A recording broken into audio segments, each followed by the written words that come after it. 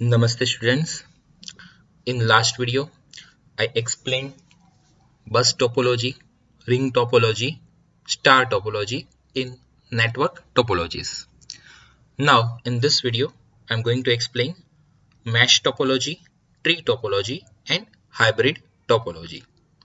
First I'm explaining tree topology. Tree topology is nothing new there is nothing new type of topology, but like it's a combine.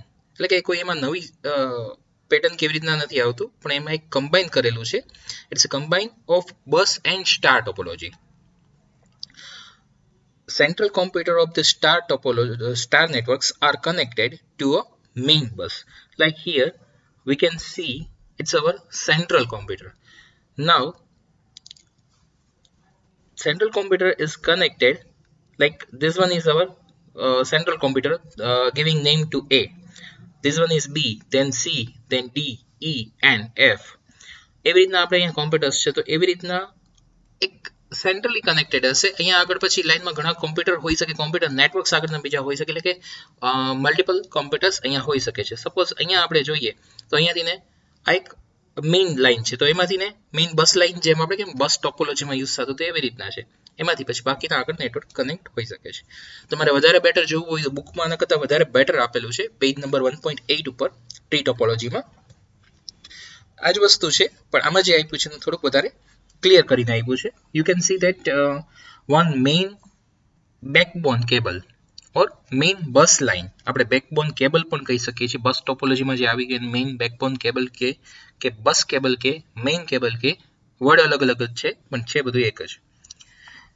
Okay, તો main backbone cable કે main બસ cable છે, એની સાથે એક computer connected હોય ઓર એની સાથે switch connected કરી હોય, એની સાથે મલ્ટિપલ કોમ્પ્યુટર્સ લેફ્ટ સાઈડ આપણે જોઈ શકીએ છીએ 3 કોમ્પ્યુટર્સ કનેક્ટેડ છે. સિમિલરલી એવી રીતના રાઈટ સાઈડ જે છે બે સ્વિચ કનેક્ટ કરેલી છે અને ત્યાર પછી એની સાથે બાકીના કોમ્પ્યુટર્સ કનેક્ટેડ છે. સો એવું થઈ શકે છે ટ્રી ટોપોલોજીમાં. So it's a combination of bus topology and star topology. Central computer of the star networks are connected to a main bus. So a tree network is a bus network of star networks. એટલે કે એક main એનું જે tree name જ એનો એ રીતના આપેલો છે કે મેઇન લાઇન જે છે એને ત્યાર પછી કેમ ટ્રી મેઇન ત્યાર પછી એમાંથી ઘણી બધી લેબ્સ હોય, તો એવી રીતના અહીંયા પણ એક મેઇન કેબલ છે, પછી ત્યાર પછી એમાંથી બાકીના કોમ્પ્યુટર્સ કનેક્ટેડ હોઈ શકે છે. એક કોમ્પ્યુટર કનેક્ટેડ હોય તો એ બસ ટોપોલોજી થઈ જશે, આપણે અહીંયા જોઈએ. પણ જ્યારે મલ્ટિપલ કોમ્પ્યુટર્સ કનેક્ટેડ હશે ત્યારે એને ટ્રી ટોપોલોજી હશે. The only difference is that the tree topology follows a hierarchy in structure and the entire tree is dependent on this hierarchy. Tree topology or central computers of the star networks are connected to a main bus. Advantage of tree topology is point-to-point wiring for individual segment and supported by several hardware and software vendors. એટલે કે જે hardware અને software આવે છે એ બધા supported આવે છે. And point to point wiring છે ઇન્ડિવિજ્યુઅલ સેગમેન્ટ માટે થઈને. Disadvantage: overall length of each segment is limited by the type of cabling used. It is dependent which type of cable we are using. So that one is one disadvantage. If the backbone line is break, the entire segment goes down. Like main line જે એની છે એ backbone cable છે, એ cut થઈ ગયો છે તો એનું આખે આખું નેટવર્ક બંધ થઈ શકે છે. ઓર જો એમાંથી ને આપણે એક લેફ્ટ સાઈડ 3 કોમ્પ્યુટર્સ કનેક્ટેડ છે, તો જો એમાંની મેઇન લાઇનમાંથી નહીં કનેક્ટ થશે એટલું, તો એટલો પોર્શન બંધ થશે. સો એ એનો ડિસએડવાન્ટેજ છે. More difficult to configure and wire than other topologies. Yes, it is more difficult how to configure all computers to connect in a network comparatively other topologies. Network expansions is difficult and it does not provide speed and performance.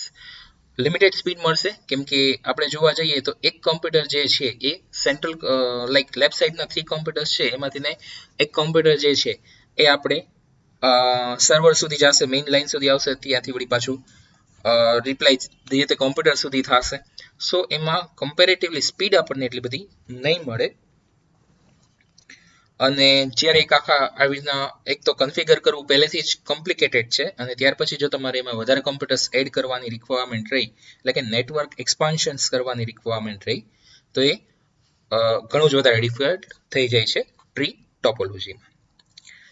Now next one topology is mesh topology. Mesh topology જે છે એમાં આમ તો બે part આવે છે. આપણે fully connected mesh કહી શકીએ અને પાર્શિયલી કનેક્ટેડ મેશ ટોપોલોજી કહી શકીએ છીએ. અહીંયા જે તમને આપેલું છે એ ફુલ્લી કનેક્ટેડ છે. પાર્શિયલી કનેક્ટેડમાં બધા જ કમ્પ્યુટર બધા જ સાથે કનેક્ટેડ નહીં હોય. ઓકે, પહેલા જોઈએ મેશ ટોપોલોજી શું છે અને પછી બે વચ્ચેનો ક્લિયરલી ડિફરન્સ એક્સપ્લેન કરી શકીશ ફુલ્લી અને પાર્શિયલી વચ્ચેનો. Mesh topologies involves the concept of roots against of each of the previous topologies. Messages sent on a mesh network can take any of several possible paths from source to destination. અહીંયા આપણે computer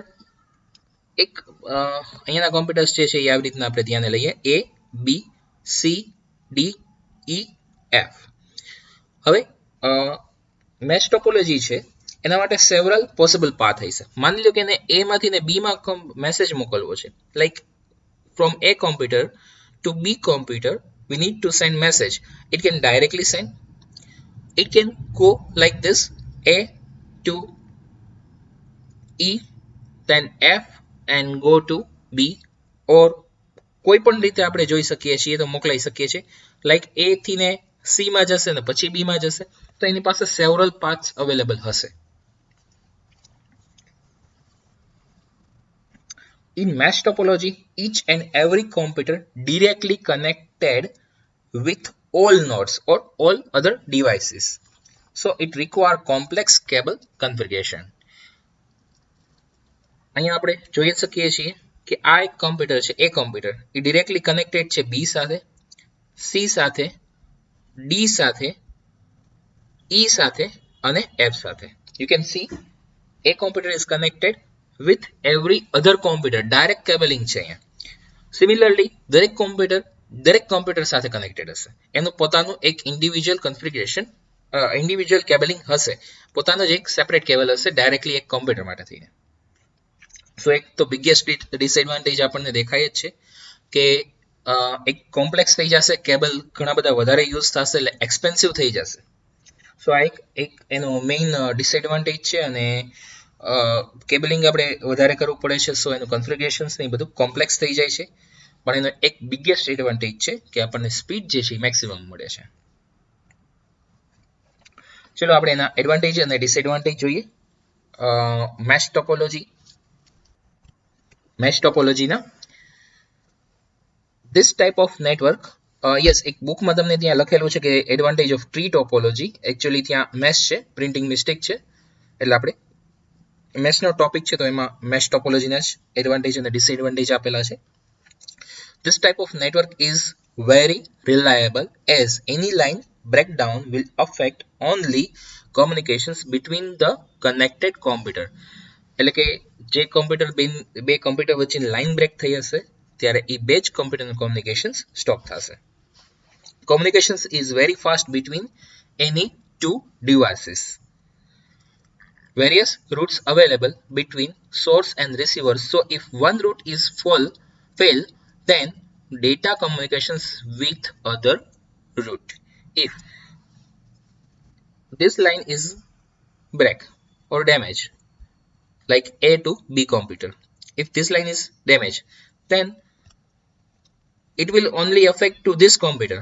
But again, now we have 4 more paths. Like data can be go from A computer to B computer, or C computer to B computer, D computer to B computer, and F computer to B computer. એટલે આપણી પાસે multiple બીજા path available છે. માની લો એક path આપણી પાસે damage થયો છે તો પણ, અને પર્ટિક્યુલરલી એને જ ઇફેક્ટ કરે છે, બાકી બીજા કોઈ પાથને ઇફેક્ટ કરતું નથી. તો આ બે એક એના એડવાન્ટેજ છે. Next one is disadvantage of mesh topology. It is most expensive system Of course, it is expensive because we need to use more cables than any other topologies. બાકીની કોઈ પણ ટોપોલોજીમાં તમે જોવો એના કરતા મેશ ટોપોલોજીમાં મેક્સિમમ કેબલની requirement રહે છે. લાઈક તમારે 10 કોમ્પ્યુટર્સ છે તો 10 computers one computer every 9 computer સાથે કનેક્ટેડ હશે, એટલે એક કોમ્પ્યુટરમાંથી 9 કોમ્પ્યુટર સાથેનું કેબલિંગ કરવાનું હશે. એવી રીતના 10 કોમ્પ્યુટર્સનું થશે. તો મેક્સિમમ કેબલની રિક્વાયરમેન્ટ એમાં રહેતી હોય છે. Next one, additions of the new node or new device to the network are difficult. If there are 6 computers and now I am adding new computer, 7th computer, then I need to connect total 6 cables with that computer. કેમ કે already 6 computer છે, એની સાથે હું 7th નંબરનું computer જે છે connect કરું છું, તો 7th નંબરનું કોમ્પ્યુટર બાકીના 6 કોમ્પ્યુટર સાથે ડિરેક્ટલી કનેક્ટેડ હોવું જોઈએ. સો એટલું એક કોમ્પ્યુટર એડ કરતા આપણને 6 કેબલ વધારે એક્સ્ટ્રા ઇન્સ્ટોલ કરવા પડે છે, બધું કન્ફિગરેશન કરવું પડે છે. Configuration and maintenance cost of mesh topology is very high comparatively other topologies. Now there are two types of mesh topology. First one is fully connected mesh topology and second one is partially connected mesh topology. I explained this example of fully mesh topology. એમાં શું થાય છે, fully mesh ટોપોલોજીમાં કે maximum costly છે, maximum complex છે અને every computer જે છે બાકી બધા જ કોમ્પ્યુટર, એક કોમ્પ્યુટર જે છે એવરી કોમ્પ્યુટર સાથે બાકી બધા કોમ્પ્યુટર સાથે કનેક્ટેડ હશે. Like A computer is now here connected to B C D E and F 5 other computers. એટલે કે જેટલા કોમ્પ્યુટર હશે એ બધા સાથે કનેક્ટેડ હશે ડિરેક્ટલી. હવે પાર્શિયલી કનેક્ટેડ આપણે જોઈએ. આ તો આપણે સમજી જ ગયા. આ હવે જોઈએ પાર્શિયલી કનેક્ટેડ. પાર્શિયલી કનેક્ટેડ કઈ ટાઈપનું હશે, ત્યાં તમને એવું પોસિબલ થશે કે અમુક એ કોમ્પ્યુટર છે, માની લો આ એ કોમ્પ્યુટર છે, એ બી સાથે કનેક્ટ છે, સી સાથે કનેક્ટ છે, પણ એને ડી ઈ ને એફ ની સાથે ડિરેક્ટલી કનેક્શન નથી કર્યું. પણ બી જે છે એ સી ડી ને ઈ સાથે કનેક્ટેડ છે, તો એ કોમ્પ્યુટરમાં આપણે બે જગ્યાએ કેબલ આપણે કનેક્ટ કર્યા, પણ જ્યારે સી ડી ઈ સાથે કનેક્ટ નથી કરતા કે અધર 3 કોમ્પ્યુટર્સ કનેક્ટ નથી કરતા, તો અમુક કોમ્પ્યુટર જે છે ડિરેક્ટલી બધા સાથે કનેક્ટ હશે, અમુક જે છે એ અમુકની સાથે જ કનેક્ટેડ હશે. ધેટ મીન્સ કે પાર્શિયલી કનેક્ટેડ. હા, પણ આખું ફૂલી એક નેટવર્ક બનતું હશે, કોઈ પણ કોમ્પ્યુટરમાંથી કોઈ પણ કોમ્પ્યુટર સુધી મેસેજ પાસ થઈ શકતા હશે. સો એને કહેવાશે પાર્શિયલી કનેક્ટેડ. હવે એનો પર્પઝ શું છે? What is purpose of partially connected mesh topology? That one is જ્યાં મેક્સિમમ ડેટા પાસ થતો હોય ઓર જે નેટવર્કનો મેક્સિમમ યુઝ થતો હોય, which network is maximum use, we can give fully connected to that particularly 2 or 3 computers and other computers we can connect indirectly with it. એટલે કે directly cable આપણે ન કર્યો હોય પણ એને લાઈક એ કોમ્પ્યુટરમાંથી બીમાં ડેટા જાય, બીમાંથી સીમાં જાય પછી ડી સુધી પહોંચતો હોય, ફાઇન, કેમ કે એના એ કોમ્પ્યુટરનો આપણે લેસ યુઝ કરવાના છીએ, પણ અમુક કોમ્પ્યુટરનો મેક્સિમમ યુઝ થતા હોય ત્યાં આપણે ડિરેક્ટલી કનેક્શન કરી દઈએ. તો આ જેનો પર્પઝ છે પાર્શિયલી કનેક્ટેડ મેશ ટોપોલોજીનો. Now next one and last one, hybrid topology. Hybrid topology means a combination of different network topologies. ફરીથી એકવાર રિપીટ કરું છું. Hybrid topology means uh combination of different network topologies. એટલે કે અલગ અલગ આપણે અત્યાર સુધીના કોઈ પણ નેટવર્ક જોઈ ગયા, ટોપોલોજી જોઈ ગયા, બસ ટોપોલોજી હોય, રિંગ ટોપોલોજી હોય, સ્ટાર ટોપોલોજી હોય, મેશ ટોપોલોજી હોય કે ટ્રી ટોપોલોજી હોય, આ 5 માંથી ને કોઈ પણ 2 નું કોમ્બિનેશન્સ, 3 નું કોમ્બિનેશન્સ કે બધાનું કોમ્બિનેશન્સ થતું હોય ત્યારે આપણું હાઇબ્રિડ ટોપોલોજી કહેવાય છે. એટલે કે મલ્ટિપલ આપણે યુઝ કરીએ ત્યારે એને હાઇબ્રિડ કહીએ છીએ.